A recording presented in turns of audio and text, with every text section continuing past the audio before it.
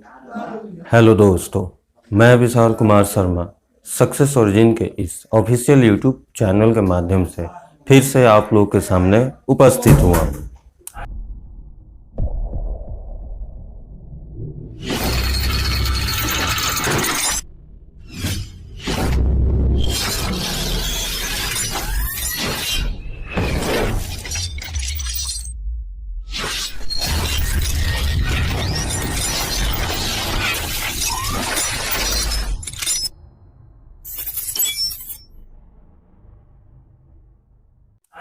आज हम लोग कक्षा 10वीं की अध्याय 1 के वीडियो पार्ट 5 की तरफ हम लोग बढ़ेंगे। अभी तक हम लोग BQ प्लस R के कुछ रूपों को प्रूव करना सीखा था, जिसमें धनात्मक पूर्णांक, धनात्मक सम पूर्णांक, धनात्मक विषम पूर्णांक को प्रूव करना हम लोग देखे थे। आज हम लोग इसी BQ प्लस R के अनुप्रयोग पर आधारित प्रमाणों को सिद्ध करेंगे। जैसे कि कोई धनात्मक पूर्णांक 3m या 3m प्लस 1 के फॉर्म में होगा और इस पर संक्रियाएं होंगी, अलजेब्रिक संक्रिया, जैसे कि a प्लस बी का होल स्क्वायर या a प्लस बी का होल क्यूब। यानी कहने का मतलब ये हुआ कि वर्ग करके हमें धनात्मक पूर्णांक को प्रूव करना होगा या फिर घन करके धनात्मक पूर्णांकों को सिद्ध करना होगा। चलिए तो फिर हम लोग देखते हैं। ये वीडियो हमारा पार्ट 5 है।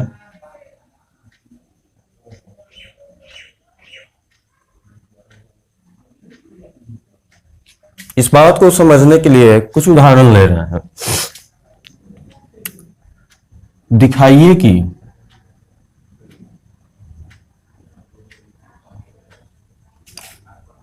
किसी धनात्मक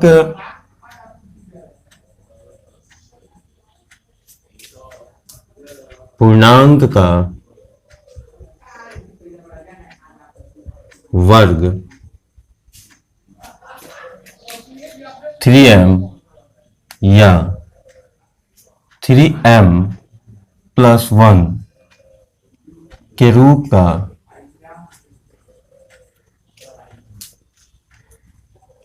होता है, जहां m जो है कोई धनात्मक पूर्णांक।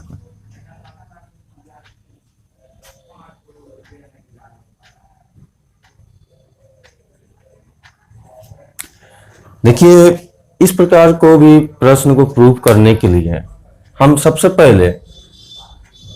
पहले की टॉपिक में जिस प्रकार हमने किसी धनात्मक पूर्णांक को प्रूव करने का तरीका प्रयोग किया था, प्रारंभिक क्रिया में हम उसी का प्रयोग करेंगे।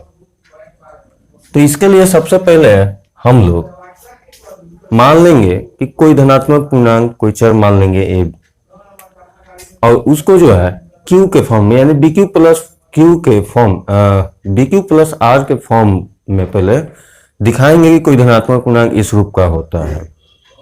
अब उसके बाद जो संक्रिया कह रहा है वर्ग करने के लिए हम करके इस रूप को लाएंगे। तो चलिए सबसे पहले लिखेंगे, माना कि a एक धनात्मक पूर्णांक है। जब ये धनात्मक पूर्णांक होगा तो यूक्लिड विभाजन एल्गोरिदम के हिसाब से ये जो होगा इक्वल होगा BQ प्लस R के, जहां R जो होता है 0 से बड़ा या बराबर और B के वैल्यू से हमेशा छोटा होता है। अब प्रश्न में दिया गया रूप जो है, दिया गया पूर्णांक का रूप यह हमारा 3m या 3m प्लस 1। इस रूप को लिखने से हमें b की वैल्यू मिलेगी, जो इस इक्वेशन में हम लोग रखेंगे। तो यहां पर b का वैल्यू ये हो गया 3, जब b का वैल्यू 3 हुआ, इसीलिए संभावित शेषफल जो होंगे यानी कि r, ये हो जाएगा 0, 1, 2। अतः हमारा समीकरण जो बना वो ये ऐसे हो जाएगा, a is equal to 3q और प्लस r, इसे हम फर्स्ट मान लेंगे। और इस इक्वेशन में संभावित शेषफलों को रखकर हम लोग दिखाएंगे कि कोई पूर्णांक किस रूप का आएगा। तो लिखते हैं समीकरण 1 में से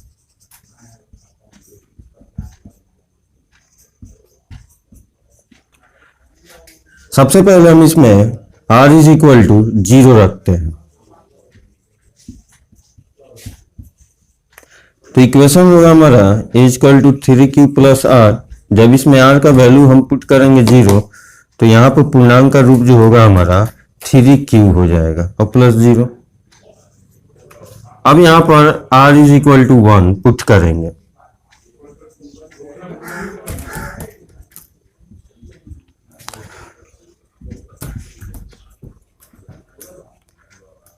तो इस पूर्णांक का जो रूप होगा 3q प्लस 1। अब हम r का वैल्यू 2 रखेंगे।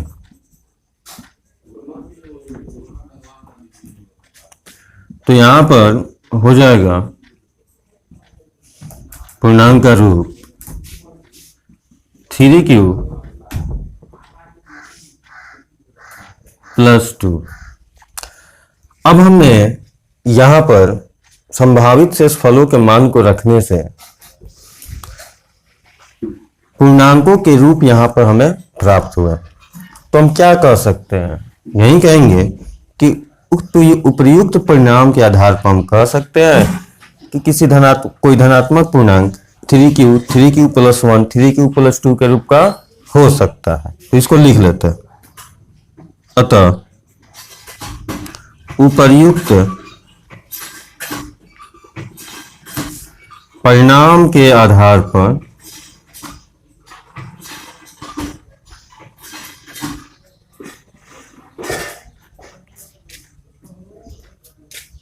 हम कह सकते हैं कि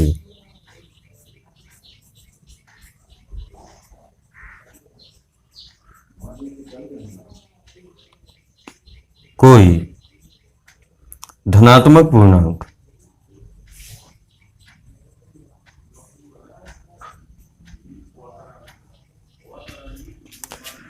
क्या क्या आया है, 3q या 3q प्लस 1 या 3q प्लस 1 या 3q प्लस 2 के रूप का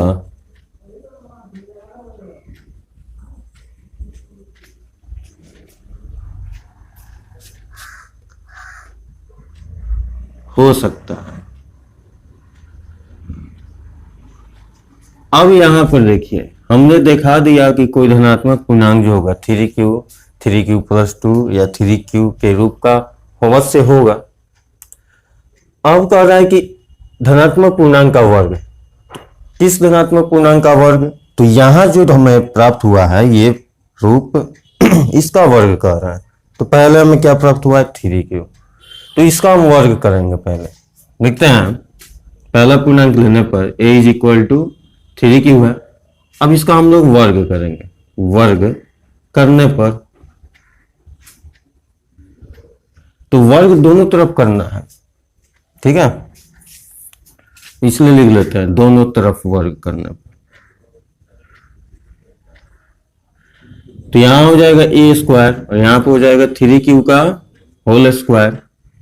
ये हो जाएगा हमारा, इसको हम ऐसे लिख सकते हैं 3 इंटू 3q स्क्वायर। अब इतना को हम क्या करेंगे, m मान लेंगे। लिखेंगे माना कि 3q square is equal to m। इसलिए जो होगा हमारा ये पूर्णांक का वर्ग जो होगा इसके जगह पर m रखेंगे, 3m के रूप का होगा। फिर से एक रूप तो हमें प्राप्त हो गया कि 3m। अब दूसरे रूप को प्राप्त करने के लिए दूसरे धनात्मक पूर्णांक को हम क्या करेंगे, वर्ग करेंगे। तो चलिए फिर से करते हैं पुनः। a is equal to 3q plus 1 लिखेंगे, दोनों तरफ वर्ग करने पर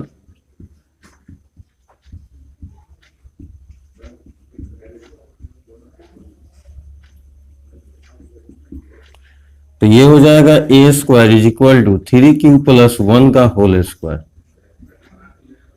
यानी कि इस पे a प्लस बी का होल स्क्वायर लगा देंगे तो ये हो जाएगा a स्क्वायर मतलब 3q का होल स्क्वायर प्लस 2ab यानी 2 into 3q into 1 plus b square यानी कि 1 का स्क्वायर। अब यहां पर हम क्या करेंगे कि 3 को कॉमन ले लेंगे इसमें से, तो जब इन दोनों में से 3 कॉमन लेंगे तब यहां पर बचेगा हमारा 3q स्क्वायर और प्लस 2q और इधर प्लस 1 रहेगा। अब इतना को क्या करेंगे, हम मान लेंगे, लिखते हैं माना कि 3q square plus 2q is equal to m। अब इसके जगह पर जब हम m रखेंगे तो ये हो जाएगा 3m प्लस 1 और यहां पे भी हम लोग ने दिखा दिया कि किसी धनात्मक पूर्णांक का वर्ग जो है 3m प्लस 1 के रूप का होगा। तो हमने क्या किया, अपना प्रयोग करके इस पूर्णांक को ला दिए। तो हम लिखेंगे ना, अतः किसी धनात्मक पूर्णांक का वर्ग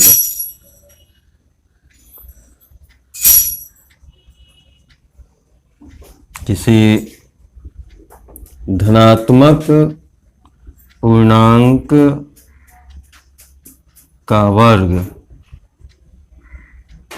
3m या 3m प्लस 1 के रूप का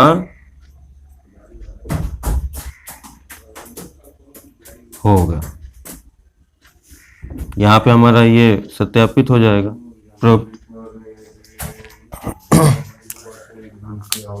अब हम लोग क्या करेंगे कि एक और इसका उदाहरण लेंगे, इसमें वर्ग ना कर रहे हैं और अगले प्रश्न में हम क्या कहेंगे कि घन करने पर यानी क्यूब करने पर। तो आप लोग जो बुक बनाते हैं उसमें कुछ इस तरह के प्रश्नों को बार बार बनाकर क्या कीजिए, रिवीजन कर लीजिए लोग। और किसी प्रकार का यदि प्रॉब्लम होता है तो आप कमेंट बॉक्स में कमेंट करें, आपको उस प्रश्न का भी परफेक्ट वीडियो बनाकर दे दिया जाएगा।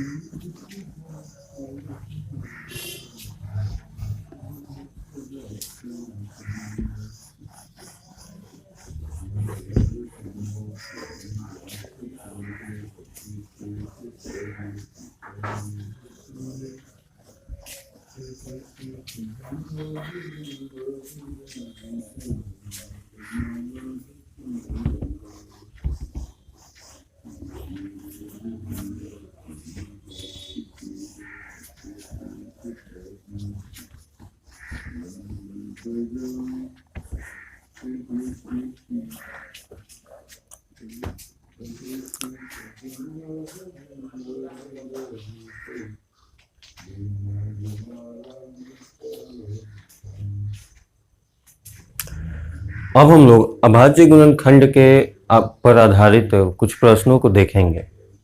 सबसे पहला प्रश्न होता है कि उसको जो है अभाज्य गुणनखंड के गुणनफल के रूप में कैसे व्यक्त किया जाए किसी भी संख्या को। तो देखिए,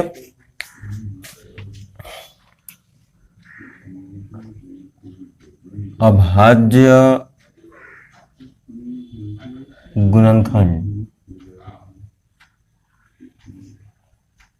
यानी कि प्राइम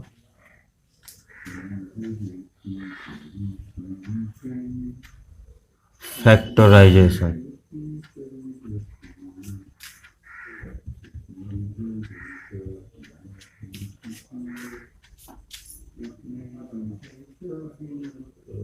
के गुणनफल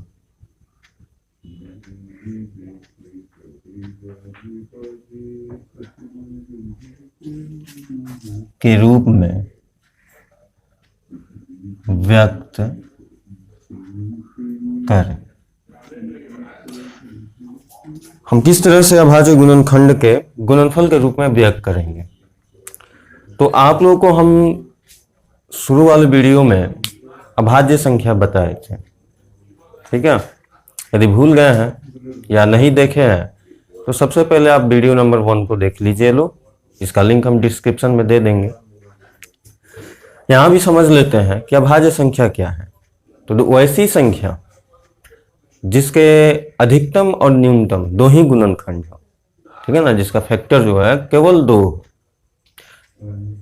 और हमने बताया था कि 1 अभाज्य संख्या नहीं है, 1 जो है अभाज्य संख्या नहीं है। क्यों? क्योंकि एक ही गुणनखंड होता है, इसीलिए सबसे छोटी अभाज्य संख्या को हमने 2 बताया था। आगे की अभाज्य संख्याएं हो जाएंगी 3, 5, 7। अब गुणनखंड का मतलब क्या हुआ कि उसे खंड खंड में विभक्त होना चाहिए, ठीक है। कोई संख्या होगा तो उनके जो है ना फैक्टरों को लिखेंगे। अब प्रत्येक फैक्टर जो होगा प्राइम फैक्टर होगा, यानी अभाज्य होगा, ठीक है। प्रत्येक संख्या उसमें जो इस्तेमाल होंगे गुणनखंड में वो अभाज्य संख्या होंगे, और उनको गुणनफल के रूप में व्यक्त करना पर ही हमें इस प्रश्न पर आधारित बातों को स्पष्ट करेगा। लेकिन हमें थोड़ा सा भी कमजोरी महसूस ना हो। तो यहाँ पर हम कुछ प्रश्न को देखते हैं। जैसे कि पहला लेते हैं 140 को जो है ना हमें अभाज्य गुणनखंड के गुणनफल के रूप में व्यक्त करना है। तो सबसे पहले इसके अभाज्य गुणनखंड यानी फैक्टर को पहले निकाल लेते हैं। तो 140 हम यहाँ पर साइड में लिखेंगे, आप मन हो तो यहाँ पे भी लिखिए। इस तरह के प्रश्न को हम सामने दिखाएंगे फैक्टर, तो बेहतर रहेगा।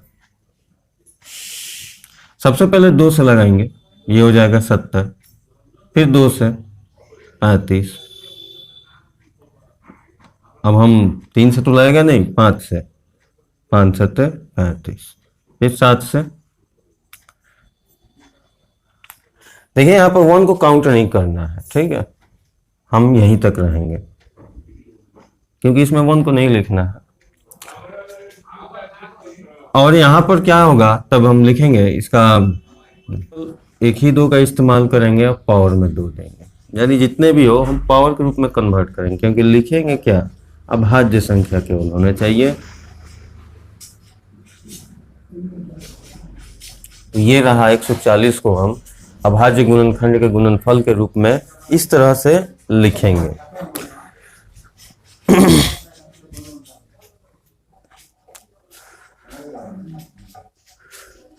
एक कोई दूसरी संख्या भी ले लेते हैं, जैसे कि एक कोई दूसरी संख्या ले लेते हैं, जैसे कि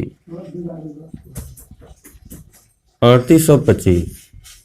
अब इसका हम पहले फैक्टर निकालेंगे 3825 का। 3 से चेक करते हैं, 3 से लगता है कि नहीं। तो 12 36 बच जाएगा 2, और ये हो जाएगा 22, 3 7 21। चलिए 3 से चेक करते हैं, 3 एकम 3, और ये हो जाएगा 3 दूनी 6, बच जाएगा 2 2, ये हो जाएगा 22, 3 7 21, और 3 5 15। ये 3 से कट गया, फिर 3 से रखते हैं, तो 3 चौको 12, और 3 दूनी 6, और 3 5 15।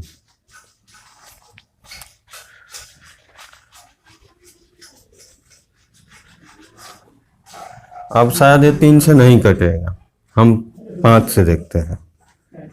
तो 8 5 40, बच गया 2, 5 25। फिर 5 से कम 5, 5 7 35।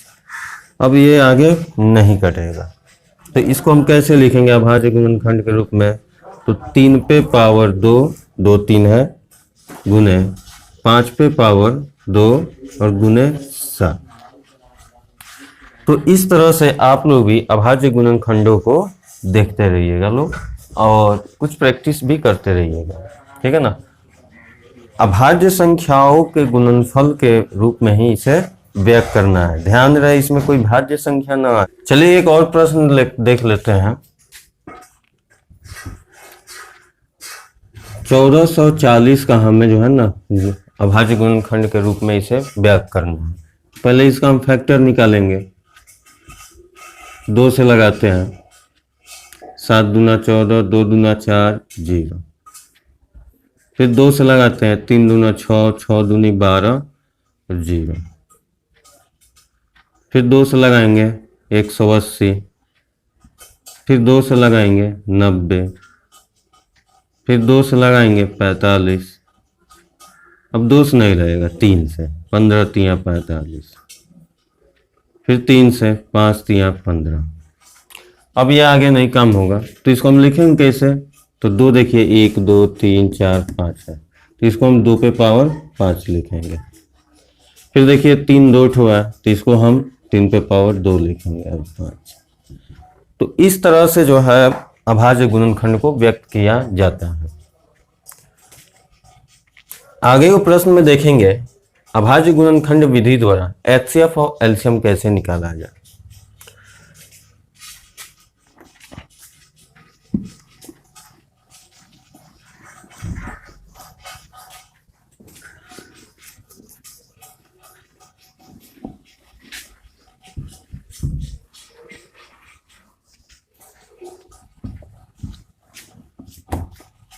देखते हैं अभाज्य गुणनखंड विधि द्वारा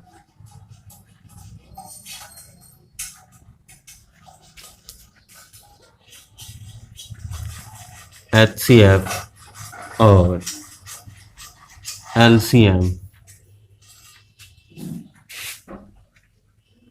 ज्ञात करना, ठीक है ना। मतलब यहाँ पे एचसीएफ और एलसीएम, एचसीएफ निकालना तो आप लोग को हम शुरू में ही सिखाया है, वो यूक्लिड विभाजन एल्गोरिदम के प्रमेय के अनुसार।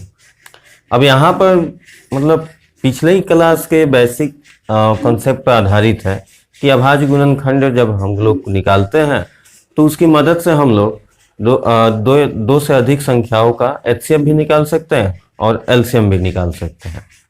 यह विधि थोड़ा सरल है, खासकर एचसीएफ ज्ञात करने के लिए। तो यहाँ पर देखते हैं कैसे निकालेंगे उसको। जैसे उदाहरण के लिए एक प्रश्न ले रहे हैं, हमें 40 और 90 और 120 का हमें क्या निकालना है? एचसीएफ एलसीएम दोनों निकालना है, ठीक है। तो हम सबसे पहले इसका हम क्या करेंगे? अभाज्य गुणनखंड के रूप में इसे व्यक्त करेंगे।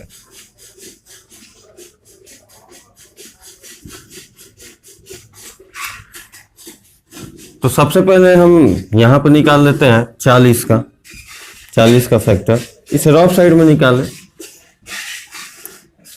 तो 2 से लगेगा 20, 20 दूना 40, 10 दूना 20, 5 दूना 10, यानी ये आ गया हमारा 2 पे पावर 3 गुने 5। अब हम लोग 90 का भी निकाल लेते हैं, तो 45 दूना 90, फिर 3 से 15 तिया 45, फिर 3 से 5 तिया 15, यानी ये हो गया 2 गुने 3 पे पावर 2 गुने 5। अब हम लोग 120 का निकाल लेते हैं। 2 से 60 दूना 120, 30 दूनी 60, 15 दूना 30, फिर 3 से 3 5 15, यानी ये। तो इसको भी यहाँ पर सजा लेते हैं। 2 1 2 3 ठो है, तो इसे लिखेंगे 2 पे पावर 3, 3 एक ठो है गुने 3 और 5।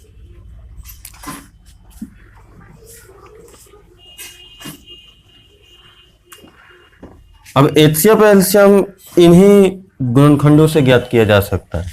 जैसे लिखेंगे HCF किसका किसका, तो HCF ऑफ यहाँ 40 90 120 का, मतलब 40 90 120 का HCF क्या होगा, तो देखिए यहाँ पर,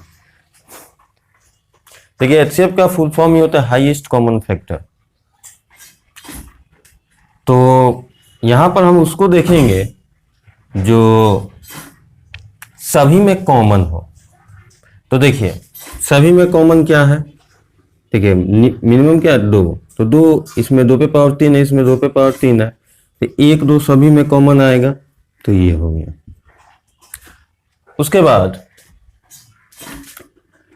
5, 3 तो नहीं है सभी में, तो इसको नहीं लेंगे, 5 सभी में है 5, यानी इसका HCF जो होगा 10 इन तीनों संख्याओं का। अब एलसीएम, एलसीएम किसका किसका, तो 40 90 और 120 का। देखिए इनमें सभी कॉमन जो है ना गुणनखंडों को लेकर गुना कर देंगे, तो 2 पे पावर 3 ये सभी में आएगा, हुआ है वो भी, जिसमें नहीं है वो भी, ठीक है, कुल मिलाकर लिया जाता है ये सब। 3 पे पावर 2 और 5, अब इसको मल्टीप्लाई कर देंगे, 2 दूना 4, 4 दूनी 8, 3 तिहाई 9, 5, तो ये हो जाएगा 8 9 72 गुने 5, यानी कि 5 दूनी 10, 7 पचे 35, 35 और 1 36, 5 दूना 10 और 7 पचे 35 और 1 36, यानी इसका एलसीएम जो होगा 360 होगा। ठीक है,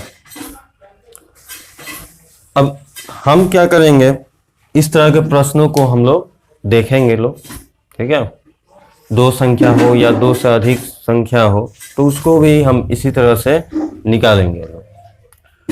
प्रैक्टिस लगातार करना है, बहुत सारे प्रश्नों को आप लोग बनाते रहिए लोग। अब HCF एलसीएम जो आया है इसको जो है ना एक प्रमेय हम लोग जो शुरू में बताए थे कि यूक्लिड विभाजन प्रमेय, तो उससे हमें एक क्या हुआ था, इक्वेशन प्राप्त हुआ था कि 2 संख्याओं का गुणनफल जो होता है उनके HCF और उनके HCF के गुणनफल के बराबर होता है। वो यहीं से हम लोग इसको इस प्रश्न को बनाया है, तो इसी को करके उस पर, ठीक है, दिखा देते हैं। क्या होता है वो कि मान लेते कोई संख्या A है, दूसरी संख्या B है, तो इनका गुणनफल जो होगा वो होगा HCF, मतलब इन दोनों संख्याओं का HCF उन्हें इन दोनों संख्याओं का LCM। इस फॉर्मूला को हम लोग याद रखेंगे लोग, इस पे भी आधारित प्रश्न एग्जाम में पूछे जाते हैं। तो यहां पर देखिए चूंकि 3 संख्या है, देखिए 2 संख्या हुआ तो 3 संख्या हो या उससे अधिक भी हो तो बात वही हुआ, जितने भी संख्या रहेंगे उनका गुणनफल, ठीक है, और जितने भी संख्या रहेंगे उसके HCF और जितने भी संख्या रहेंगे उनके LCM का गुणनफल बराबर होगा। तो यहाँ पे चूंकि 3 संख्या है तो 3 संख्याओं का गुणनफल हम कर लेंगे। चलिए एक 2 संख्या को लेते हैं अच्छे से समझने के लिए, हम ले रहे हैं 90 और 40, ठीक है, तो 90 का हम सबसे पहले फैक्टर लिखते हैं, यहाँ पर निकाल लेते हैं, 45 गुना 90, 15 तिया 45 और 3 पचे 15, यानी कि 2 गुने 3 पे पावर 2 गुने 5, और 40 का फैक्टर लिखते हैं तो 40 का हो जाएगा 20 दूना 40, 10 दूना 20 और 2 पचे 10, यानी कि 2 पे पावर 3 गुने 5। तो इसका HCF जो होगा हमारा 90 और 40 का, वो होगा 2 गुने 5 यानी 10 होगा। और एलसीएम जो होगा हमारा किसका किसका, तो 90 और 40 का, वो होगा 2 पे पावर 3 गुने 3 पे पावर 2 गुने 5। तो 2 दूना 4, 4 दूनी 8 गुने 3 तिहाई 9 गुने 5, तो 8 9 72 गुने 5, ये होगा 5 दूनी 10, 7 5 35 और 1 36।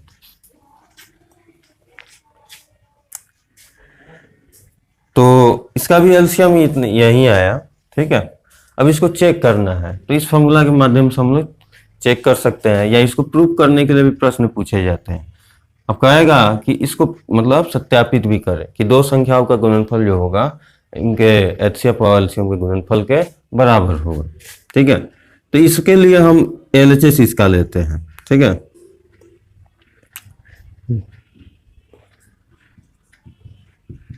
ए गुना बी है, यानी कि इनका गुणनफल 90 और 40 का, तो गुना करते हैं तो ये हो जाएगा 9 चौको 36, 3600। अब आरएचएस को हल कर लेते हैं, यानी कि आरएचएस में क्या है, एचसीएफ गुने एलसीएम। तो किसका किसका एचसीएफ, 90 और 40 का, और एलसीएम किसका, तो इन्हीं का 90 और 40 का। तो मान को रखते एचसीएफ कितना आया है, 10 आया है, और एलसीएम कितना आया है, तो 360 आया है। तो गुना करने पर ये भी होगा 3600। मतलब ये अभी थोड़ा सा समझा रहे हैं, बढ़िया से आगे बताएंगे इसको। तो यहाँ पर देखिए एलएचएस बराबर आरएचएस आया, तो किसी समीकरण के जब दोनों पक्ष बराबर होते हैं तो क्या होंगे, वो एकदम सही कहलाते हैं, यानी वो सत्य है।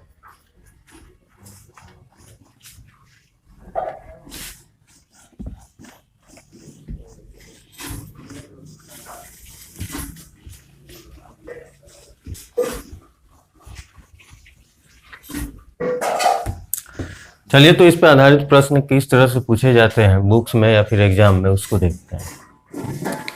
प्रश्न कैसे दिया रहेगा, जैसे ले लेते हैं 90 और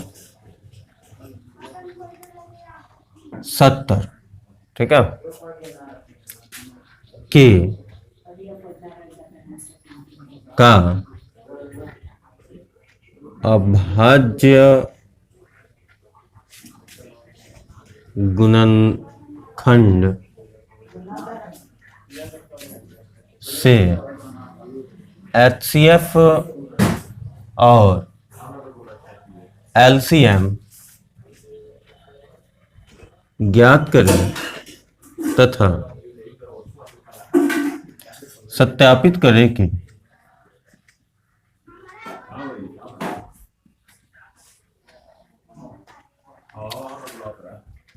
दोनों संख्याओं का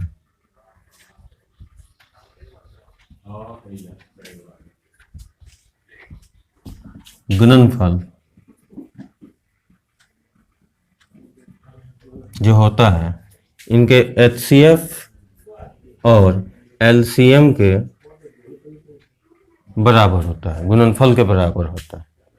तो इसको बनाने का उचित तरीका क्या है ये देख लीजिए लोग, और इसी तरह से हमेशा बनाना है, इससे मार्क्स कटेंगे नहीं। सबसे पहले हम संख्या को लिख लेते हैं, क्या है 90 और 70। इसका तो पहले हम फैक्टर निकालेंगे, क्यों, क्योंकि हमें एचसीएफ एलसीएम ज्ञात करना है। तो इसके फैक्टर को लिए हम यहाँ पर लिख लेते हैं, 2 से लगाएंगे 45 दूना 90, फिर 3 से 15 तिया 45, फिर 3 से 5 तिया 15, अब हो गया। तो यहाँ पर प्राप्त जो हुआ 2 गुने 3 पे पावर 2 गुने 5। उसी प्रकार 70 का भी हम कर लेते हैं, 2 से 35 दूना 70, फिर 5 से 5 सत्ते 35, यानी यह आया 2 गुने 5 गुने 7।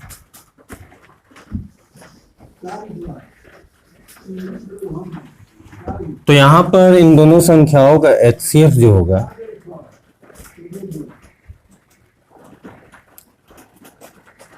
लिख लेते हैं यहां पे। अतः 90 और 70 का HCF जो होगा, जो दोनों में कॉमन है, यानी कि 2 गुने 5 यानी 10 होगा। HCF 10 होगा इसका।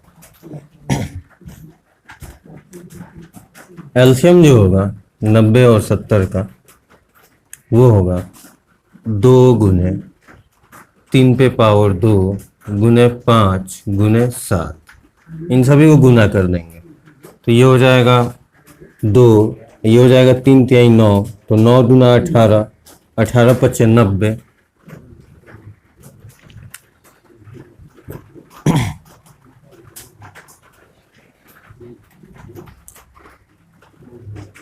और 9 सते 63 यानी 630 होगा इसका एलसीएम। तो एचसीएफ एलसीएम हमें मिल गया। अब हमें क्या सिद्ध करना है? तो दोनों संख्याओं का गुणनफल जो होगा एचसीएफ गुने एलसीएम। तो यहाँ पे लिखेंगे हमें सत्यापित करना है कि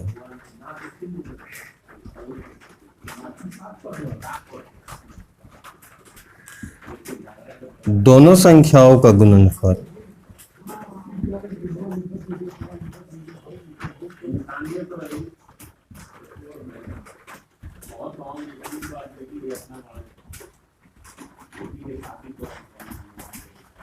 HCF गुना LCM।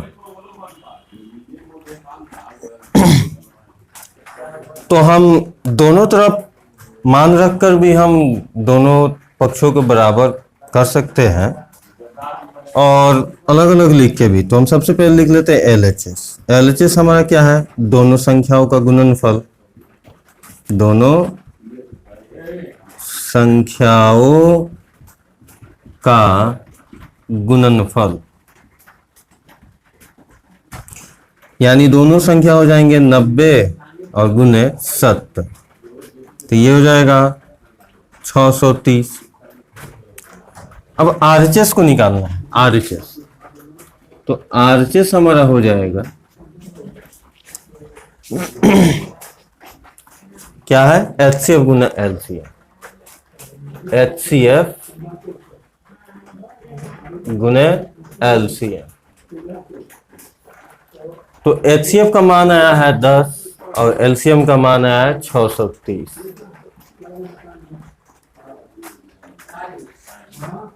तो ये हो जाएगा हमारा 6300। यहाँ पर थोड़ा सा मिस्टेक हो गया है, यहाँ पर एक शून्य और होगा, ठीक है, 6300। तो देखिए यहाँ पर LHS बराबर RHS आया, लिखेंगे यहाँ LHS बराबर RHS, इसलिए ये क्या हुआ कि प्रूव हुआ, यानी सत्यापित हुआ।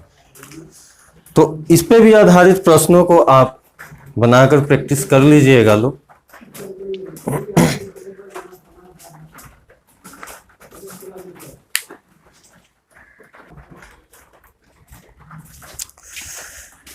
आगे देखते हैं लोग अगले प्रकार के प्रश्न को कि क्या होगा कि दो संख्याओं का, ठीक है, HCF या LCM में से कोई एक दे दिया गया रहेगा, ठीक है, तो उसका हमें गुणनफल पूछ सकता है। गुणनफल मालूम रहने पर और कोई LCM मालूम हो, यानी कहने का मतलब क्या हुआ कि ये जो फॉर्मूला है कि A इंटू बी जो होता है वो होता है HCF of AB into LCM of AB।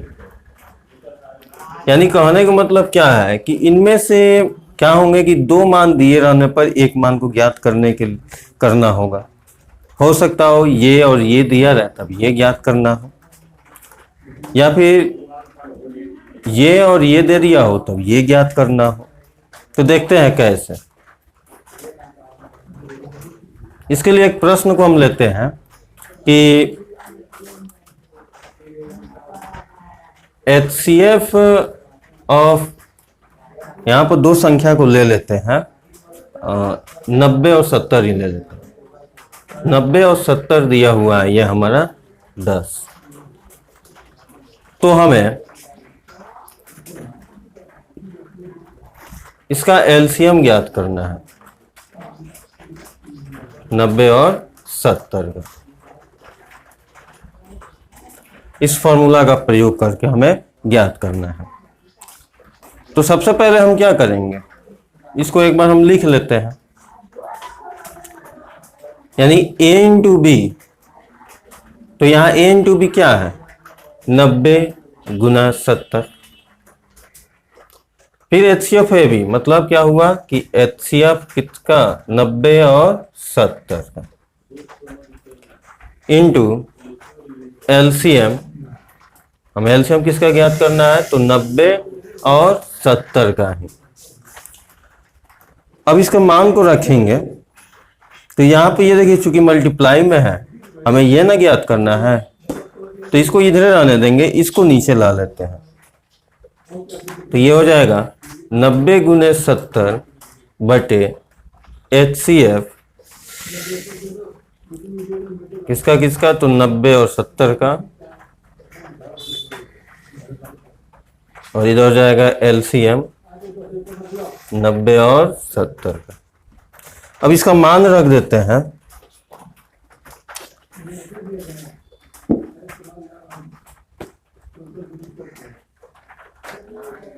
तो ये हो जाएगा 90 गुने 70 बटे, इसका मान कितना है, 10। तो ये होगा LCM 90 और 70 का। ये देखिए ये 0 से 0 जाएगा, क्या आएगा, 9 सत्ते 63, यानी कि 630 हो जाएगा LCM का मान। किसका किसका, तो 90 और 70 का LCM। देखिए इस अंक को क्यों लियो, क्योंकि जस्ट यहाँ पे हम बनाए हुए हैं। अब यहाँ से हम मिला सकते हैं कि देखिए LCM हमारा 630 आया है। तो इस पे भी आधारित प्रश्न को हम लोग प्रैक्टिस कर लेंगे, देख लेना है।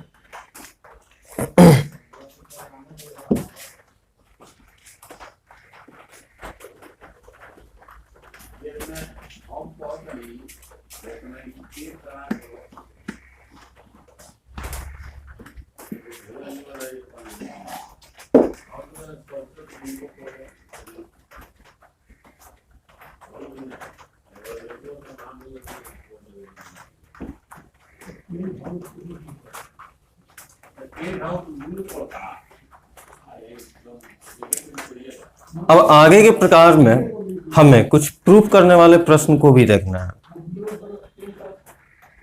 ऐसे प्रश्न में क्या रहता है कि कहता है कि सिद्ध कीजिए या दिखाइए कि किसी संख्या का इकाई अंक शून्य पर समाप्त होगा या नहीं। ठीक है, जांच करने पर आधारित भी ये प्रश्न है। तो किसी संख्या का इकाई अंक कब शून्य पर समाप्त हो सकता है, तो उसके लिए कुछ बात को ध्यान में रखना है। यहाँ पे हम लिख पे भी देते हैं, किसी संख्या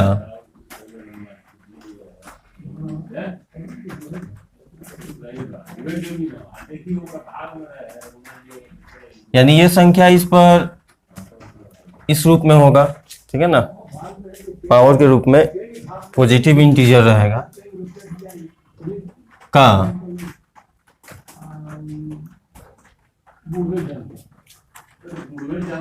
इकाई अंक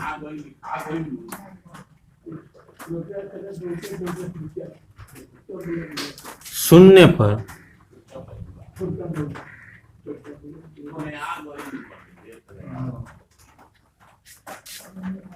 तब समाप्त होगा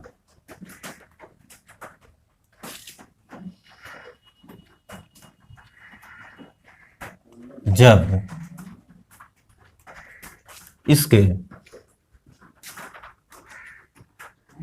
ऋण गुणनफल में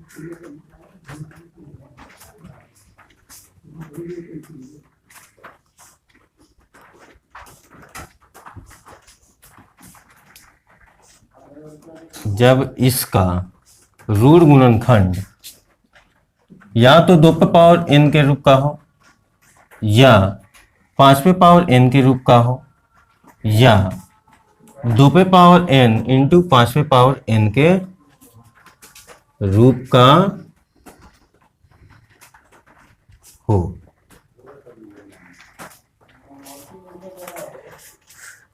देखिए किसी भी संख्या जो कि इस फॉर्म में हो, पे पावर n के फॉर्म में हो, का इकाई अंक शून्य पर समाप्त हो। देखिए यहाँ पे इकाई अंक शून्य पर समाप्त, जैसे 10 लिख रहे हैं तो इसका इकाई अंक क्या है, शून्य है ना। तो यही बात कहना चाह रहे हैं कि जैसे कि मान लेते हैं 85 लिखा होगा तो यहाँ इकाई अंक शून्य है। तो ऐसी संख्याओं को ही बारे में बात किया जा रहा है। तो किसी संख्या का इकाई अंक शून्य पर तब समाप्त होगा जब क्या हो, इसका फैक्टर या तो 2 पे पावर n के रूप में हो, यानी 2 पे पावर के रूप में, 2 पे पावर रहेगा, ठीक है, या केवल 5 पे पावर के रूप में हो, या दोनों एक साथ हो, ठीक है, तभी संभव है। यदि इससे ज्यादा संख्या आते हैं और भी अभाज्य संख्या इसमें आते हैं तब वो क्या होगा, ऐसी स्थिति में वो उसका इकाई अंक 0 पर समाप्त नहीं होगा। इसलिए हम यहाँ पे लिख लेते हैं अन्यथा नहीं होगा। अब नहीं होगा मतलब क्या कि इस रूप का नहीं है, या है भी तो कुछ एक्स्ट्रा है, एक्स्ट्रा गुणनफल के रूप में है।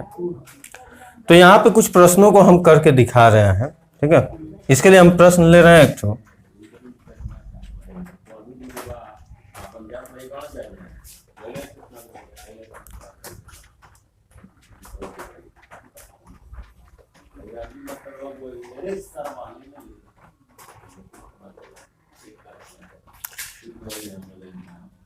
जांच कीजिए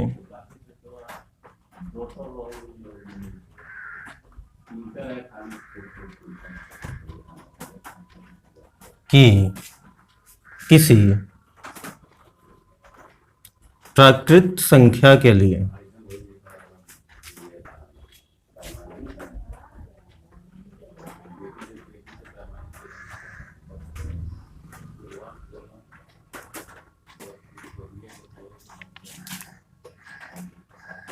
सिक्स पावर n का इकाई अंक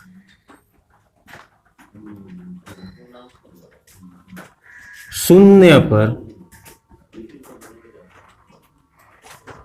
समाप्त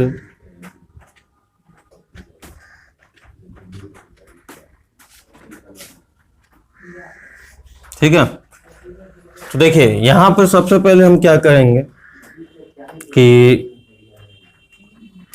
दिए गए फॉर्म से हमें काम करना है। यहां पर सबसे पहले लिख लेंगे, माना कि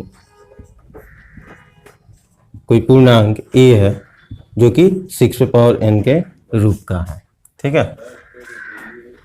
अब इस जो भी अंक रहेगा इसका हम फैक्टर निकालेंगे, तो इसका फैक्टर क्या होगा, 2 और 3 होगा। तो यानी कहने का मतलब इसको हम ऐसे लिख सकते हैं 2 गुने 3 पे पावर n। फैक्टर निकालेंगे कैसे, तो 6 दे दीजिए और 2 3 8 6, ठीक है ना। कोई भी संख्या रहेगा ऐसे ही हम फैक्टर निकाल लेंगे। तो इसको हम ऐसे भी तो लिख सकते हैं 2 पे पावर n गुने 3 पे पावर n। अब यहाँ पे इस पूर्णांक का रूप देखिए, हमने क्या बताया था, या तो केवल 2 पे पावर n होना चाहिए, तो वो तो है, ठीक है। लेकिन एक्स्ट्रा में क्या बताए थे, या 5 पे पावर n हो सकता है, ये दोनों एक साथ हो सकता है, तो एक साथ तो नहीं है। 2 पे पावर n है, लेकिन एक एक्स्ट्रा में क्या है कि ये 3 पे पावर n भी है, जो कि नहीं होना चाहिए था, लेकिन ये है। यदि ये नहीं रहता तब हम कह सकते थे कि ये 6 पे पावर n का इकाई अंक 0 पर समाप्त होगा। लेकिन यहाँ पर चूंकि 3 पे पावर n एक्स्ट्रा आकर क्या कर दिया है कि इसका विरोध कर दिया है, तो इसलिए हम लिखेंगे क्या कि अतः यहां 6 पे पावर n का ऋण गुणनखंड 2 पे पावर n गुने 5 पे पावर n के रूप का नहीं है, ठीक है। जो है फॉर्म के बारे में लिखेंगे, चाहे ऐसे भी लिख सकते हैं कि 2 पे पावर n गुने 3 पे पावर n के रूप का आया। अतः हमें विरोधाभास प्राप्त हुआ है, इसी कारण 6 पे पावर n का इकाई अंक शून्य पर समाप्त नहीं होगा। तो लिखेंगे यहां 6 पे पावर n, 6 पे पावर n लिखिए, चाहे a भी लिख सकते हैं क्योंकि ये हम मान लिए हैं।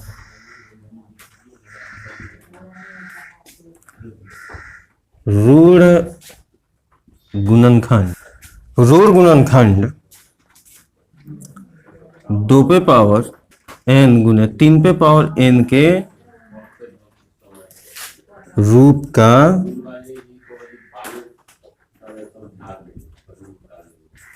है, जिससे हमें विरोधाभास प्राप्त हो रहा है।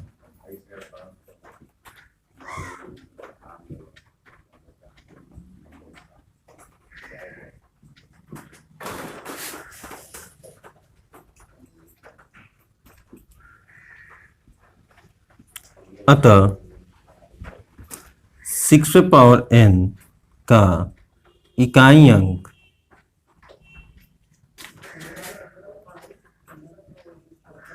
शून्य पर समाप्त नहीं होगा।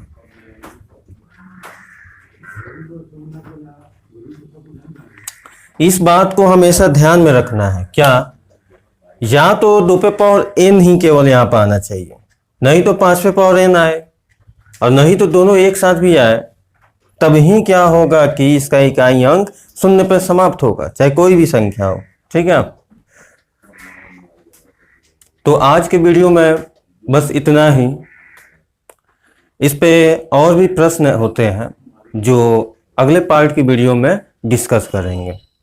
आशा करता हूं कि आज की टॉपिक आप लोगों को समझ में आई होगी। धन्यवाद।